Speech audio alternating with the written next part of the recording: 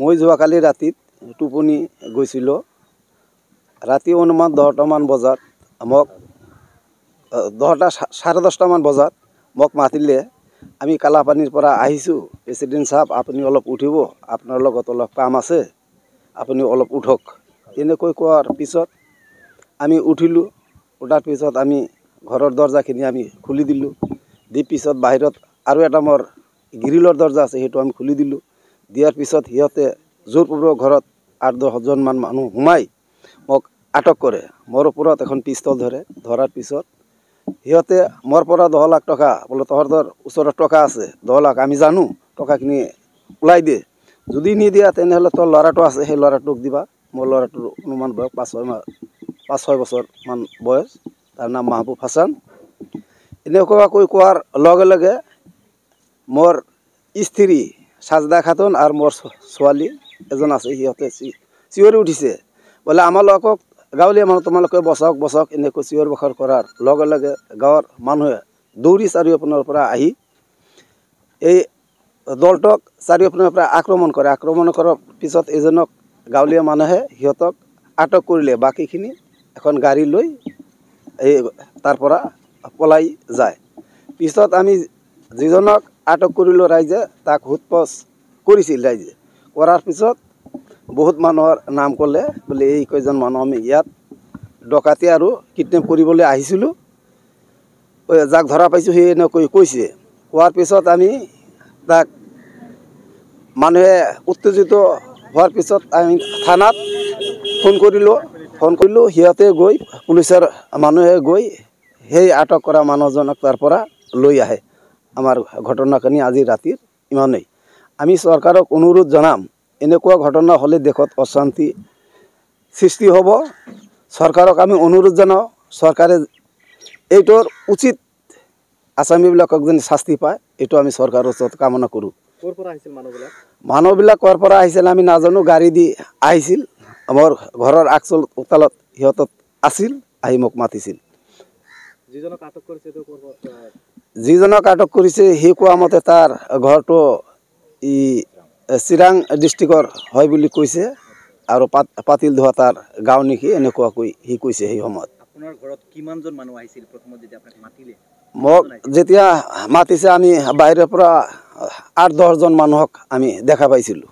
তেওঁলোকে কি পৰিচয় দিছিল আপোনাক?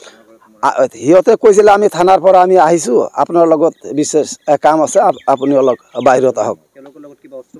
সিহঁতৰ লগত অস্ত্ৰ পাতি আছিল। ঘৰৰ পিছত যেতিয়া ঢুকাইছে সিহঁত আমি দেখিছোঁ।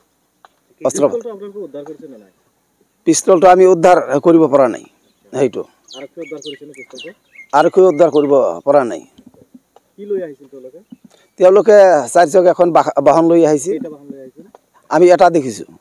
হয়, চিধাই আমাৰ ঘৰত লৈ গৈছিল।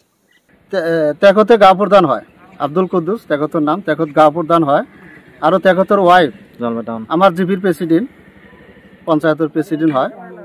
তেখেতৰ ঘৰত যোৱাকালি অনুমান ৰাতি 10:30মান বজাত হয়তো বলেৰো লৈ তেখেতৰ ঘৰত সোমোৱাৰ পিছত তেখেতক মাতি দিয়ে যে প্ৰেচিডেণ্ট সাহেব আপুনি উঠক, মই থানাৰ পৰা আহিছোঁ, কালাপানী আৰক্ষী চহীৰ পৰা আহিছোঁ, তেখেতে উঠক। 4-5টামান ডাকি দিয়ে। তেখেতে পিছত উঠে। উঠাৰ পিছত হয়তো যিখন গ্ৰিল আছিল, গ্ৰিলৰ সন্মুখৰ পৰাই তেখেতে সুধিলে যে আপোনালোকে ক'ৰ পৰা আহিছে? তো মই কালাপানী থানাৰ পৰা আহিছোঁ, আপোনাৰ লগত বিশেষ দৰকাৰ আছে, সেইকাৰণে মই আহিছোঁ। তেখেতে দৰ্জাখন খুলি দিয়ে। খুলি দিয়াৰ পিছত 8-10জনমান ঘৰত সোমাই যায়। তেখেতৰ মূৰত এখন পিষ্টল ঠেকাই দিয়ে আৰু বহুত হয়তো তেখেতৰ লগত জৰাজৰি কৰে। জৰাজৰি কৰাৰ পিছত তেখেতৰ ৱাইফ আৰু তেখেতৰ ছোৱালীয়ে চিঞৰ বাখৰ কৰাৰ পিছত গাঁৱৰ ওচৰৰ পাছৰৰ ৰাইজে ওলাই আহে। ওলাই আহাতে তেখেতক হয়তো কিডনেপিং কৰিব পৰা নাই আৰু গাঁৱৰ ৰাইজে হয়তো একজনক আটক কৰিবলৈ সক্ষম হয় আৰু বাকী হয়তো 10-11জনমান আছিল, তেখেতে পলাই যায়। আমি ৰাইজৰ তৰফৰ পৰা আমি দাবী জনাইছোঁ যে বহুত দিনৰ পৰা এই কিডনেপিং ডাকাতি এইবিলাক নাই।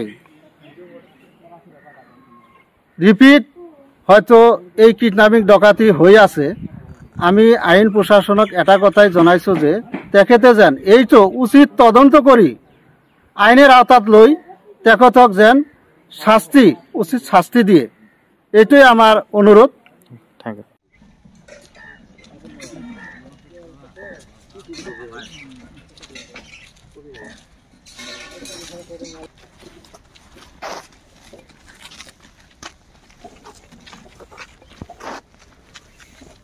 নিজকে সজাই তুলিবলৈ প্ৰয়োজন এযোৰ প্ৰিয় সাজপাৰৰ ফেষ্টিভেল ব্ৰাইডেল ছেকশ্যনকে আদি কৰি পাৰ্টি গেট আপলৈকে মুঠৰ ওপৰত এযোৰ মন পচন্দৰ সাজপাৰৰ বাবে চিন্তা কিহৰ সাজপাৰৰ লগতে উপলব্ধ গহনাও তাতোকৈ ভাল খবৰ লেডিজৰ লগতে জেন্টছ আৰু কিডছৰ ছেকশ্যনো উপলব্ধ আপোনাৰ কাষত গীতাৰ থ্ৰিলছ ক্ৰিয়েশ্যন যোগাযোগ নম্বৰ 7638886024 ঠিকনা near Japorigog LP school Japorigog Guwahati house number 11